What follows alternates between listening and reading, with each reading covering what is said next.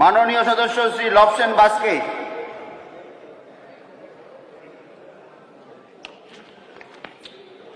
মাননীয় অধ্যক্ষ মহাশয়, আপনাকে অনেক অনেক ধন্যবাদ।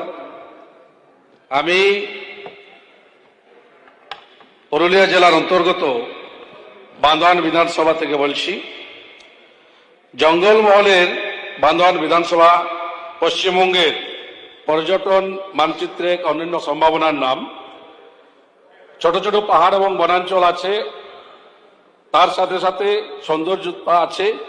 সঠিক পরিকল্পনা এবং সরকারি উদ্যোগের মাধ্যমে বান্দোয়ানকে আন্তর্জাতিক বান্দোয়ান বিধানসভাকে আন্তর্জাতিক মানের ইকো ট্যুরিজম কেন্দ্র হিসেবে গড়ে তোলা সম্ভব হবে। আমি আপনার মাধ্যমে পর্যটন মন্ত্রীকে আমি কয়েকটি প্রস্তাব দিতে চাই।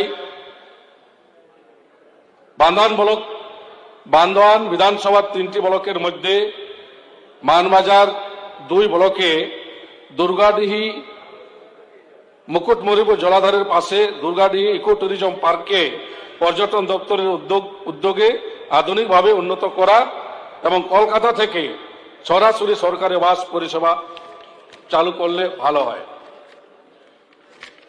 বান্দোয়ান ব্লকের দুয়ারসিনি পর্যটন কেন্দ্রের বিকাশ করতে হবে। দুয়ারসিনি এলাকায় একটি সরকারি অতিথিশালা নির্মাণ করা হলে পর্যটকের সংখ্যা বৃদ্ধি, সরকারি রাজস্ব আয় এবং স্থানীয় যুবক যুবতীদের কর্মসংস্থানের সুযোগ সৃষ্টি হবে।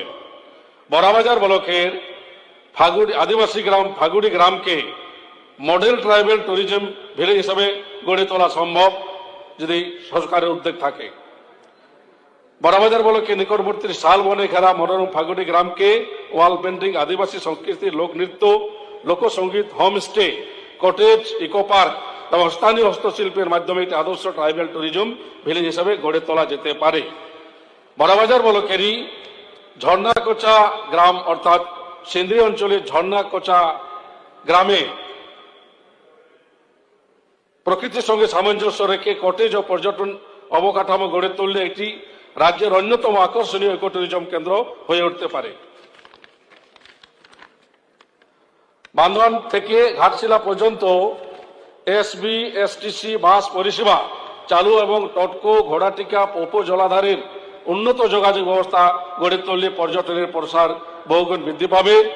ফিল্ম সিটি বাবু শিল্পের উন্নয়ন, যমুনা নদীর তীরে প্রস্তাবিত ফিল্ম সিটি প্রকল্পের অনুমোদন এবং বান্দোয়ান বাজারে বাবুই গাছের হস্তশিল্পের জন্য একটি স্থায়ী সরকারি বিপণন কেন্দ্র স্থাপন করা হলে পর্যটন শিল্প গড়ে উঠতে পারে। মাননীয় অধ্যক্ষ মহাশয়, বান্দোয়ান এটি শুধু বিধানসভা নয়, এটি প্রকৃতি, সংস্কৃতি, ঐতিহ্যের এক অপূর্ব মিলন ক্ষেত্র।